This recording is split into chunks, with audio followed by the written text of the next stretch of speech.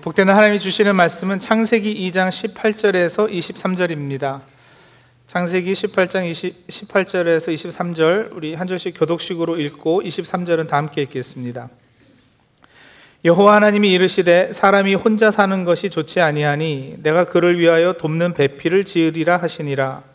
여호와 하나님이 흙으로 각종 들짐승과 공중의 각종 새를 지으시고 아담이 무엇이라고 부르나 보시려고 그것들을 그에게로 이끌어 가시니 아담이 각 생물을 부르는 것이 곧 그 이름이 되었더라. 아담이 모든 가축과 공중의 새와 들의 모든 짐승에게 이름을 주니라. 아담이 돕는 배필이 없으므로 여호와 하나님이 아담을 깊이 잠들게 하시니 잠들매 그가 그 갈빗대 하나를 취하고 살로 대신 채우시고 여호와 하나님이 아담에게서 취하신 그 갈빗대로 여자를 만드시고 그를 아담에게로 이끌어 오시니 아담이 이르되 이는 내 뼈 중에 뼈요 살 중에 살이라 이것을 남자에게서 취하였은즉 여자라 부르리라 하니라. 아멘.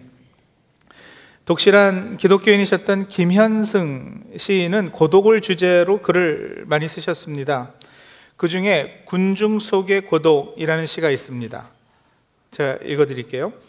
많으면 많을수록 적어지는 그리하여 사라지고 마는, 크면 커갈수록 가리워지는 그리하여 그리워지는 군중 속에 고독이 있다. 즐거우면 즐거울수록 나를 잇는 그리하여 내가 남이 되는, 흐르면 흐를수록 거대해지는 마침내 거대하게 마시고 따라서 웃는 군중 속에 고독이 있다. 많으면 많을수록 적어지는, 그래서 아예 사라져버리고 마는, 김현승 시인이 말한 이 군중 속의 고독의 체험이 여러분 우리에게는 그다지 낯설지 않습니다. 팬데믹이 한참일 때 고속도로가 텅텅 비어 있었던 적이 있었어요. 근데 이제는 다시 러시아워가 생기고 트래픽 잼이 생기기 시작했습니다. 앞뒤가 꽉꽉 막힌 차 안에서 주위를 돌아보니까 그 많은 차 안에 운전자 한 명씩 타고 있습니다. 이러니 가스값이 오르지라는 생각하고 이 사람들 모두 다 꽤 외롭겠는데 라는 생각이 들었습니다. 군중 속의 고독이란 표현은 데이빗 리즈맨이라는 분이 1950년대 북미주 사회의 대중매체, 주로 TV의 부상에 따라 가족이 함께 모여 있어도 대화 없이 혼자 생각하고 혼자 느끼는 것이 당연시되면서 처음으로 사용한 표현이라고 합니다. 그가 스마트폰 시대를 예측했는지는 잘 모르겠습니다만 이제는 서로 앞자리에 앉아 있어도 전화기로 문자 보내서 대화하는 것이 더 편하다는 사람이 있을 정도로 가족이 만나도 다들 전화기 들여다보기 바쁩니다. 언제부터인가 혼밥, 혼술 이런 표현이 익숙해졌잖아요. 혼자 밥 먹고 혼자 술 마시고 나홀로 문화가 본격적으로 등장한 겁니다. 이런 경험들 없으세요? 운동하러 피트니스 센터에 예전에 등록하고 한동안 다녔는데 그곳에 사람들이 그렇게 많아도요, 다들 귀에다가 이어폰 끼고 각자 혼자들 운동을 열심히 하는 거예요. 여러 사람이 같이 운동하지만 함께 하는 것이 아니라 따로 혼자였습니다. 영화극장 혼자 가시는 적이 있으시나요? 저는 몇 년에 한 번은 일부러 고독을 씹으러 그렇게 혼자 극장을 가는데 거기도 북적북적 사람이 엄청 많지만 고독할 수 있어요. 처음엔 그게 굉장히 신기했어요. 이렇게 많은 사람들 중에서 나는 참 고독하다. 심지어는요, 약간 큰 교회에서도 군중 속의 고독은 느껴집니다. 교회에 와서 아는 분들하고 악수하고 잘 지내시죠? 인사하고는 서로 지나쳐도 그냥 인사일 뿐이죠. 누구 하나 아니요, 요즘 잘 못 지내요 하면서 자신의 형편과 처지를 이야기하는 사람은 없습니다. 물론 지나치면서 그런 말 할 분위기도 아니지만요. 하여간 반 억지 반 씁쓸한 웃음을 지으면서 악수하곤 그걸로 끝이고요. 그 다음 주에는 또 똑같이 반복하고요. 특히 고향을 떠나 많은 경우 친척, 친구와 떨어져 이민자의 삶을 사는 우리가 공통적으로 느끼는 어려움 중 하나가 바로 이 외로움, 고독이 아닐까 싶습니다. 바삐 걸어가는 우리를 피곤하게 하는 또 하나의 요소이기도 하죠. 외로움이 깊어지면 생기는 여러 가지 문제가 있습니다. 우울증으로 시작해서 심해지면 정신병의 원인이 되기도 하고요. 외로움이 깊어지다 보면 뭐든지 혼자 하는 것이 익숙해져서 점점 자기 중심적 성향을 가지기도 합니다. 건강과 관련한 한 기사에서 이런 조사 결과를 읽었어요. 외롭게 사는 사람들은 가족이나 친구들과 깊은 관계를 맺고 사는 사람보다 3배 정도 더 일찍 죽을 확률이 높다. 하도 부풀린 내용의 기사들이 많은 요즘이라 다 신뢰하기는 힘들어도 일리는 분명히 있는 것 같습니다. 담배, 비만, 술 같은 건강하지 못한 생활 습관을 지니고 있지만 사람들과 깊은 대화를 나누고 관계적인 사람이 매일같이 운동하고 건강하지만 외로운 사람보다도 더 오래 산다는 거죠. 이 기사가 인용한 책에서 결론을 이렇게 적어 놓았다고 그래요. It is better to eat Twinkies with good friends than to eat broccoli alone. 그러니까 좋은 친구들하고, 트윈키라는 그 빵 아시나요? 맛있긴 한데 불량식품이에요. 그거를 혼자 좋은 친구들하고 같이 먹는 것이, 브로콜리 건강하잖아요. 그거 먹으면 그걸 혼자 먹는 것보다 낫다라는. 이런 조사 결과가 여러분 당연할 수밖에 없는 것은 성경에 보더라도 우리는 창조 때부터 혼자 살 수 있도록 창조되지 않았기 때문입니다. 오늘 읽은 창세기 2장 18절에 보시면 하나님께서 아담을 창조하시고는 뭐라고 하셨느냐면, 사람이 혼자 사는 것이 뭐요?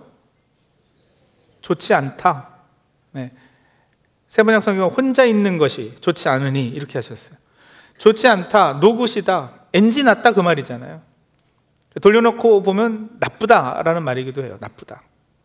창세기 1장에서 하나님께서는 매일 무언가를 창조하시고는 보시기에 좋았더라 하셨어요. 그런데 아담을 창조하시고서는 이거 보기에 좋지 않다 이러셨거든요. 보시기에 좋았더라 할 때 그 좋다, 그이라는 단어는 창세기 2장 9절에 선악을 알게 하는 나무도 있더라 할 때 그 선이라는 단어와 히브리어 원어로는 같은 단어입니다. 선악, good and evil이잖아요. 보시기에 좋았더라, 보시기에 good, 같은 단어예요. 그래서 창세기 1장에 보시기에 좋았더라를 보시기에 선이더라, 보시기에 이것이 최선이더라 로 바꾸는 것이 충분히 가능하고요. 그렇게 바꿔보면 의미도 약간 다르게 들립니다. 무슨 말이냐면, 보시기에 좋았더라는 단순히 어떤 미적 아름다움을 감탄하는 차원에서 하신 말씀이 아니라는 거죠. 하나님께서요, 와, 내가 땅과 바다를 만들었는데 기가 막히게 아름답네. 씨를 맺는 식물을 그 종류대로 나게 하고 열매 맺는 나무를 그 종류대로 돋아나게 했는데, 이 식물이, 나무가 참 예쁘다, 보기에 되게 좋다, 역시 내가 참 잘 만들어, 이런 뉘앙스로 말씀하신 것이 아니고요, 내가 창조한 지금 이대로의 이 모습, 이게 최선이다, 이게 기준이다, 그 말이라는 거죠. 하나님의 최선, 선의 기준, 스탠더드해야지 되지 않겠어요? 그래서 여러분, 이 기준에서 뭔가를 더하면 그게 더 이상 선이 아니라 뭐죠? 악인 것이고요, 그 기준에서 뭔가를 빼도 더 이상 선이 아니라 악인 것이죠. 아담과 하와가 그 실과를 따먹지 말라 하는 선과 악을 알게 하는 나무의 실과를 따먹어서 그대로 있는 것이, 그 모습 그대로 있는 것이 선인데, 하나님께서 세워놓으신 그 기준을 지키지 못하고 하나를 뺐기 때문에, 기준을 무너뜨렸기 때문에 악을 행해서 죄를 범한 거 아니겠습니까? 그런데 하여간 아담을 창조하시건 하나님께서 6일 창조 때 매일같이 하신 말씀과는 다른 말씀을 하셨다고요. 이거 노굿이다, 이건 내 의도가 제대로 반영된 것이 아니고 이건 내 창조 기준에서 어긋난 것이다, 이렇게 말씀하신 거예요. 뭐가 문제였기에요? 아담의 생김새가 문제였을까요? 만들어놨는데 얘가 좀 못생겼나요? 아담 그 자체에 어떤 결함이 있었을까요? 아니요. 그것이 아니라 그가 혼자였다는 사실이 좋지 않았던 거예요. 혼자 있는 것이 왜 좋지 않았는가? 아담이 혼자 있는 것이 왜 하나님의 창조 의도가 제대로 반영된 것이 아니고 창조 기준에서 어긋난 것인가? 왜냐하면 그것이 올바른 하나님의 형상을 반영한 모습이 아니기 때문에 그렇습니다. 아담이 혼자 있는 것으로는 하나님의 형상이 제대로 드러나지 않기 때문에 그래요. 창세기 1장 27절을 세 번역으로 한번 제가 읽어드릴까요? 하나님이 당신의 형상대로 사람을 창조하셨으니 곧 하나님의 형상대로 사람을 창조하셨다. 하나님이 그들을 남자와 여자로 창조하셨다.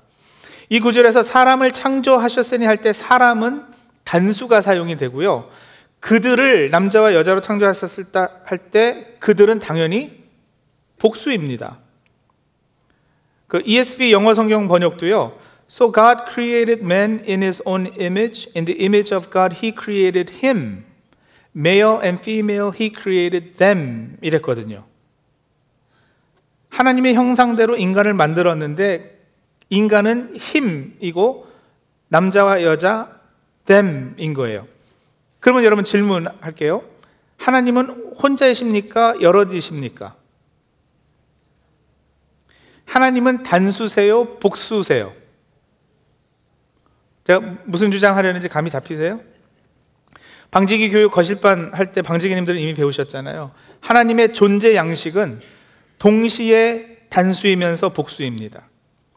하나님은 남성과 여성이 섞여 있는 어떤 중성의 괴물 같은 모습이란 말이 아니라 하나님은 동시에 혼자이시면서 여럿이시라는 거죠. 삼위일체 교리의 신비를 이보다 더 잘 드러낼 수는 없어요. 하나님은 한 분 하나님이십니다.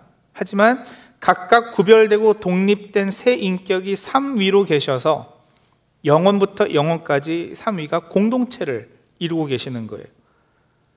그래서 하나님은 공동체적 존재이신 겁니다.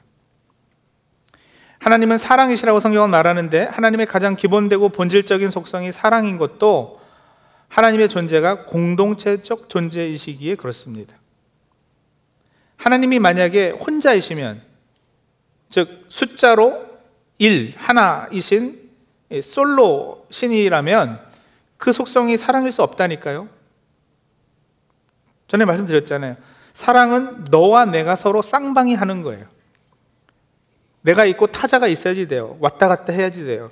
혼자 하는 것은, 혼자 자기를 사랑하는 것은 자기애이지 참사랑이 아닙니다. 그런데 사람이 여러분 그런 하나님의 형상대로 창조되었다고요. 그렇다면 사람 역시도 단수이면서 복수여야 합니다. 즉 혼자이면서 동시에 공동체로 존재해야 참 사람이에요. 그래서 혼자인 아담에게는 하나님께서 돕는 배필이 필요하겠다 해서 돕는 배필을 찾아보라 하셨죠. 그래서 돕는 배필은 아담의 부족을 채워주고 완성해줄 존재를 의미하는데 처음에는 가축, 공중의 새, 들짐승 중에서 그 짝을 찾으려 했어요. 근데 오늘 말씀 보셨잖아요. 거기서 찾지 못하셨어요. 그래서 하나님께서 어떻게 하십니까? 아담에게서 취하신 갈빗대로 여자를 만드시고 한 몸에서 이 둘이 돼서는 다시 합해서 한 몸이 되게 하시는 거죠.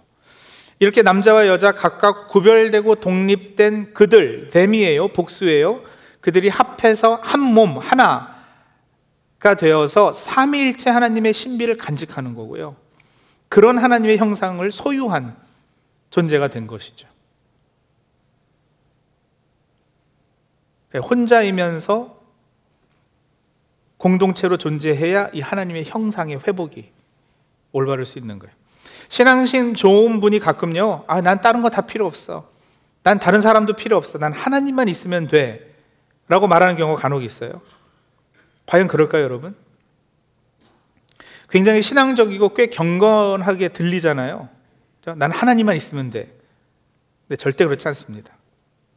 성 어거스틴이 한 말 이러던가요? 모든 사람에겐 하나님만이 채울 수 있는 베큐움이 있다, 공간이 있다. God-shaped vacuum이라 그렇게 표현을 했어요.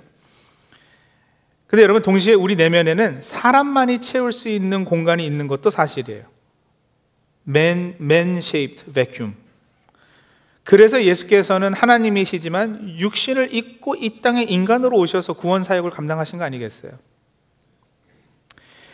창세기 1장에서 보는 하나님은요, 그 형상대로 우리가 지어졌는데 하나님은 관계적 존재시고요, relational being, 그죠?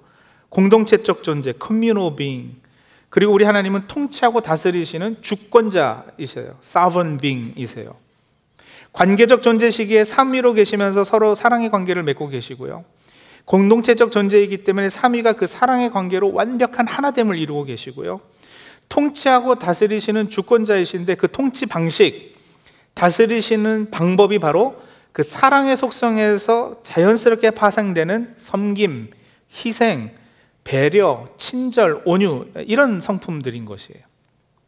우리 하나님은 여러분 세상을 다스리시는 분이신데 절대 강압적으로, 무력으로, 억지로 그렇게 다스리지 않으시고요, 사랑으로, 섬김으로, 자신이 친히 희생을 먼저 하심으로, 온유하심으로 이렇게 다스리시죠. 그렇다면 하나님의 형상대로 창조된 사람 역시도 관계적 존재이고 공동체적 존재이고 그 통치의 위임을 맡은 책임이 있는 존재들인 것이에요. 죄로 인해서 그 형상이 많이 깨지고 일그러져 있는 것도 사실이지만 저와 여러분은 예수 그리스도의 십자가 은혜로 말미암아 이제 그 하나님 형상 회복이 가능해졌습니다. 천국 백성으로 이제 그 신분이 변화된 저와 우리 성도님들은 이제 이 세 가지로 특징되어지는 하나님의 형상을 회복하기 위해서 성령님의 인도하심에 순종해야 할 것입니다. 그 중에서도 오늘은 이 공동체의 필요와 중요성에 관해 말씀을 드리고 있는데 성도님들 꼭 기억하십시오. 하나님 앞에 우리는 단수로 서 있지만 동시에 복수로 서 있다는 사실을요. 우리는 하나님과 개인적인 관계를 맺고 있지만 사적인 관계를 맺을 수는 없다라는 거. 우리가 단수로 하나님 앞에 선다는 것은 하나님과 퍼스널 릴레이션십을 갖는다는 거예요. 하지만 그 퍼스널 릴레이션십은 항상 공동체를 전제하고 있기 때문에 never private relationship인 거예요. 성경에서 구원이라는 것도 항상 개인적이면서 동시에 공동체적입니다. 우리는 나만 예수 잘 믿으면 천국 간다고 생각합니다만 여러분 성경을 잘 보시면요, 구원은 개인적이면서 또한 동시에 공동체적이었어요. 그래서 이스라엘이 교회가 구원의 공동체가 되는 거죠. 말씀하셨잖아요. 주 예수를 믿어라. 그러면 너와 뭐요? 내 가정이, 내 집이 구원을 얻으리라. 그러니까 여러분 구원받는 단위는요 개인이면서 동시에 공동체적이에요. 아간이라는 사람, 그 개인이 죄를 범했지만 이스라엘 공동체 전체가 그 죄값을 치러야 했어요. 어떤 개인도 공동체를 떠난 개인은 없는 거예요.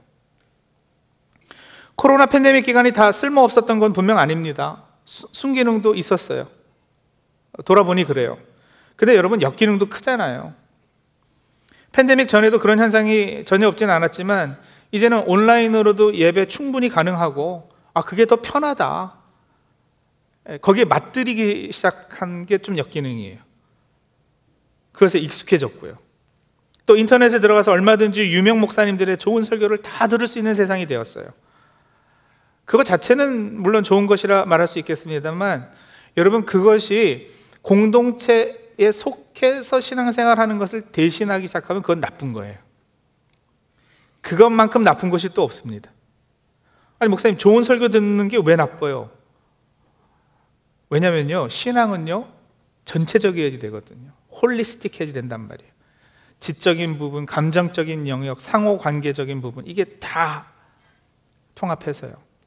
좋은 책 읽고 유명한 분 설교 들어서 지식만 늘고 다른 성도들과 관계 맺음과 삶의 나눔과 서로 위해 기도해 주는 것, 서로의 아픔을 짊어지는 희생과 서로의 부족함을 채워주는 봉사 이런 것이 없으면 여러분 그건 병든 신앙이지 절대 바른 신앙이 아닙니다. 우리는 같이 살고 더불어 살게끔 창조되었습니다. 같이 살면 힘든 것이 있죠. 싸우기도 하고 우리는 아직 완벽한 존재가 아니기 때문에 시기도 하고 질투도 하고 험담도 하고 오해도 합니다. 그런데 그렇게 부딪혀 사는 것이 하나님 보시기엔 좋은 모습이라니까요. 그러면서 하나님의 형상이 바로 회복이 되니까요. 그렇게 못난 부분이 깎이고 성품이 훈련되니까요. 같이 가까이 지내면 상처받는 일이 있다고요. 여러분 제가 전에 손에 상처가 난 적이 있어요. 여기 한번 이렇게 뒤어가지고 지금도 아직 그 상처가 있는데 이게 대고 이렇게 상처가 나니까 물만 닿아도 여기가 쓰리는 거예요. 그죠? 상처가 없을 때는 뭐 거기에다 레몬즙을 짜도 뭐 아무렇지도 않고 괜찮은데 상처가 나 있으니까 이게 물만 닿아도 쓰리고 레몬즙을 거기다 뿌려요. 어휴 몸소리가 쳐지죠. 여러분 같이 교회 생활하다 보면 사랑방에 속해서 함께 지내다 보면 상처 있는 분들이 있어요. 상처가 없으면 아무렇지도 않을 말, 행동, 또 다른 사람이 옆에서 웃고 하는 거 이런 것도 저 사람한테는 쓰릴 수 있는 거예요. 전혀 그런 의도가 아닌데도 그 사람은 그렇게 오해해서 받을 수도 있죠. 그렇게 상처가 있어 아픈 분이 계시다라는 거 알면 우리가 또 배려도 하고요. 그러면서 배려하는 것도 배우고, 그죠? 나만 알고 있으면 그 사람이 아프다는 걸 어떻게 알겠어요? 근데 그런 것에 이렇게 관심 갖고 타인을 향해서 내가 열려 있게 되고요. 그래서 상처가 아물고 상처에 약 발라주고 반창고 붙여줘야지 되고요. 그리고 그 사람도 내가 이렇게 상처받느니 그냥 혼자 살지 뭐, 혼자 인터넷 설교 듣고 성경 읽고 기도하고 은혜 받고 그러면 되지, 네, 그런 생각 안 하도록, 그거는 마귀 생각에 넘어가는 건데 그러지 않도록 붙잡아 주는 거고요. 여러분, 가장 좋을 수 있기 때문에 가장 나쁠 수 있다는 것도 아셔야지 돼요. 잘 모르고 이렇게 지나가는 사람이 여러분 빵빵거리고 나한테 욕하고 지나가면 뭐 며칠은 기분 나쁠 수 있어도 그게 평생 가진 않잖아요, 그죠? 근데 잘 알고 지내던 사람하고 욕하고 싸우면 이건 오래 갑니다. 가족하고 싸우면 그건 평생 상처가 남아요. 무슨 말인지 아시겠죠? 가장 사랑하고 가장 친밀하고 가장 좋을 수 있는 잠재력이 있기에 그것과 비례해서 가장 미워하고 가장 멀어지고 가장 나빠질 수도 있는 거예요. 근데 교회에서 맺어지는 관계는 우리가 형제 자매라고 부르잖아요. 가족, 아니 오히려 가족보다도 어떨 때는 더 친한 관계거든요. 영적으로 묶여있는 관계예요. 그래서 가장 좋을 수도 있지만 교회에서 한번 싸우고 갈라지고 하면 그래서 또 힘들고 그런 거예요. 근데 여러분, 가장 나빠질 수 있으니까 상처 안 주고 안 받기 위해서 뭐 예를 들면 결혼도 안 하고 자식도 안 낳고 사나요? 결혼해서 살다가 혹시 관계가 잘못되면 그만큼 상처받고 아픈 것도 없으니까 그래서 아예 사랑도 안 하고 결혼도 안 할래요. 그러면 행복하냐고요? 자식 기르면서 엄마 아빠 말도 안 듣고 이 아이가 공부도 열심히 안 하고 반항할 가능성이 있으므로 아예 자식도 안 낳고 살래요. 그러면 편할까요?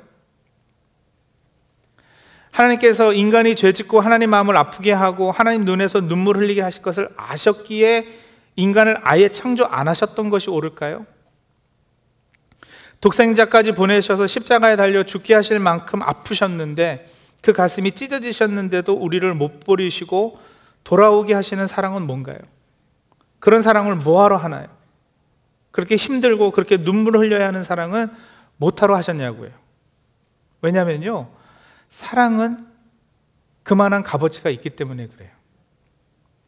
기저귀 가느라고 밤잠 못 자고 아이들 키우느라 내 개인 생활이 많이 희생되어도요, 아이를 키우는 그 기쁨, 일 끝나고 저녁에 집에 들어가서 그 아이를 안았을 때 기쁨을 세상에 무엇과 비교하겠어요?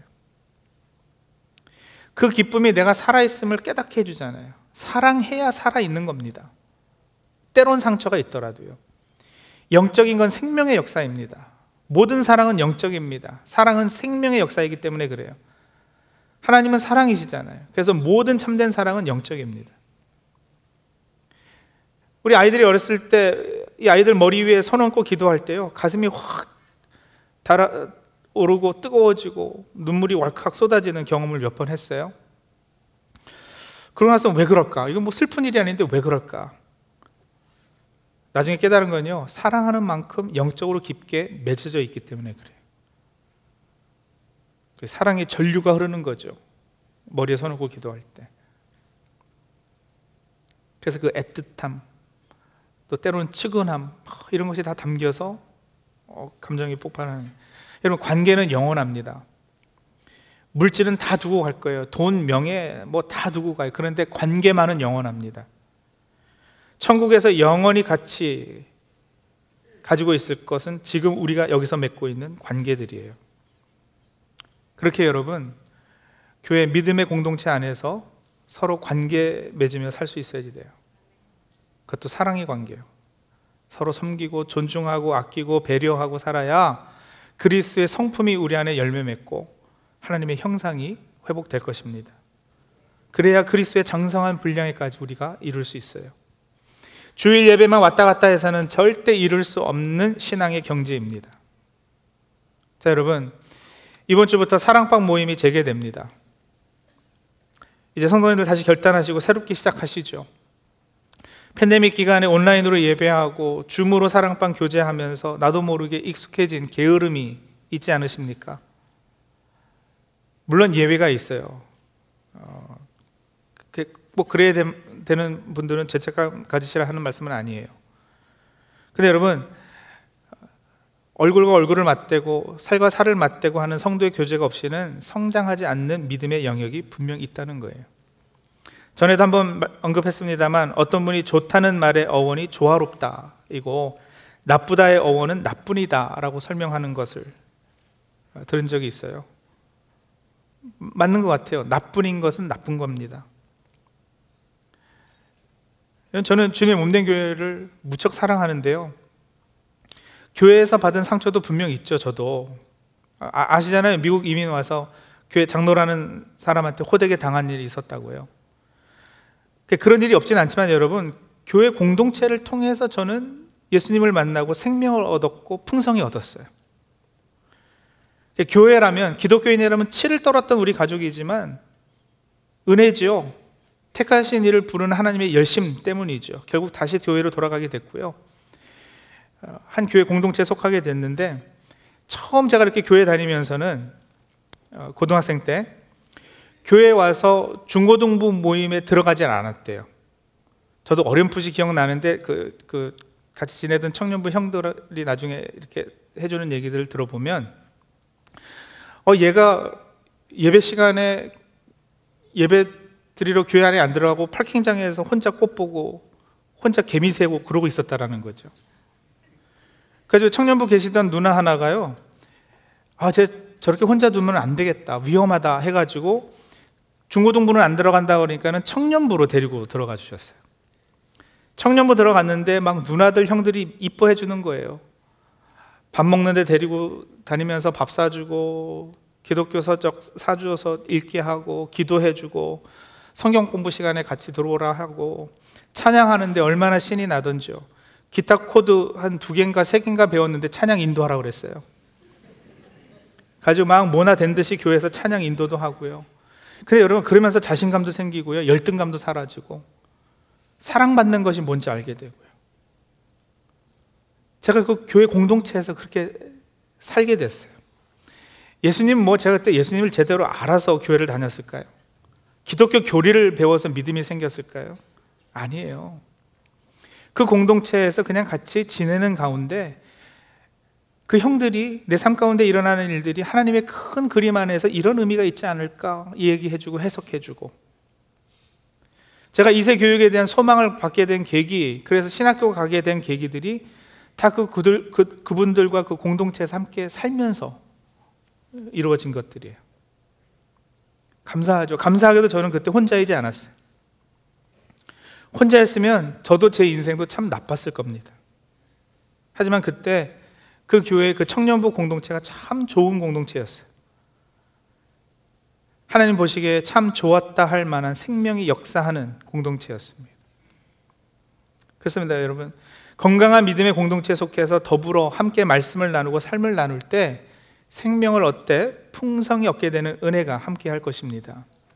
혼자 있는 것은 참 힘든 일입니다. 피곤한 일입니다. 걸어가도 피곤하지 않으시려면 우리 다른 믿음의 형제 자매들과 함께 걸으시죠. 이제 새롭게 시작하는 우리 찬양교회 사랑방 모임이 바로 그런 풍성한 생명의 역사가 일어나는, 하나님 보시고 참 좋았다, 좋다 하시는 그런 사랑방 모임들이기를 간절히 바라고 소망합니다. 같이 기도할게요.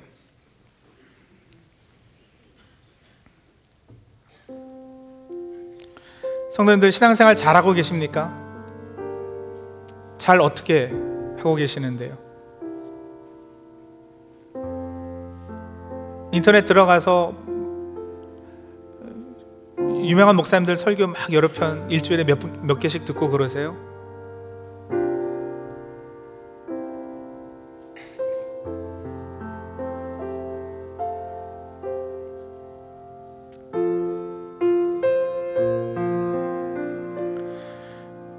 제가 꼭 그분들 시기하고 샘나서 그런 건 아닌데요, 설교를 일주일에 몇 번씩 뭐하러 들으세요? 그거 들은 만큼 다 실천하실 수 있으세요? 다 삶에 적용하실 수 있으세요? 한 주에 한 번이라도 제대로 듣고 제대로 살아내야 되지 않겠어요? 근데 여러분, 그거 들은 거 혼자 살아내려고 노력한다고 그게 되는 게 아니라는 거예요.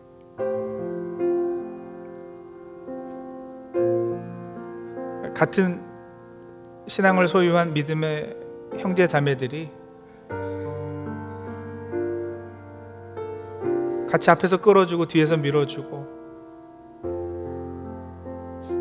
너 이런 부분에서 요즘 하나님 말씀 잘 지키고 있니? 하면서 어카운터빌리티를 가지고, 그래야지 돼요.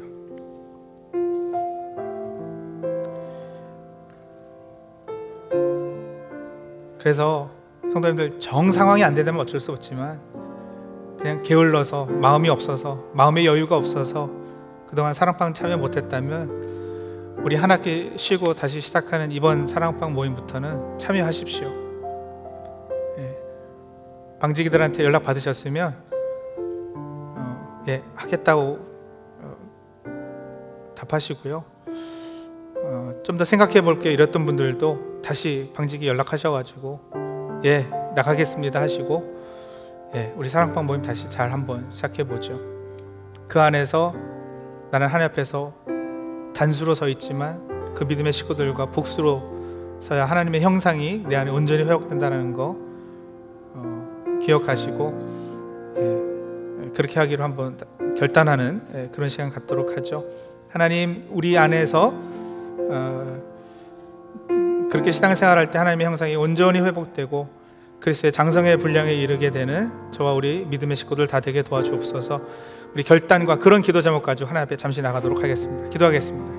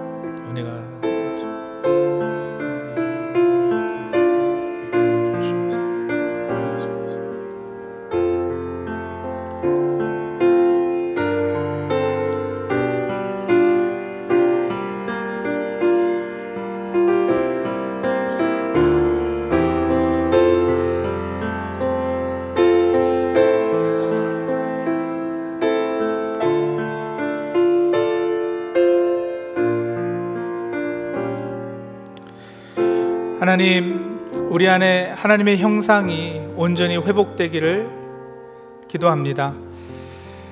그러기 위해서 혼자가 아니라 우리 믿음의 형제 자매들과 함께 더불어 신앙생활하는 저희들 되게 도와주시옵소서.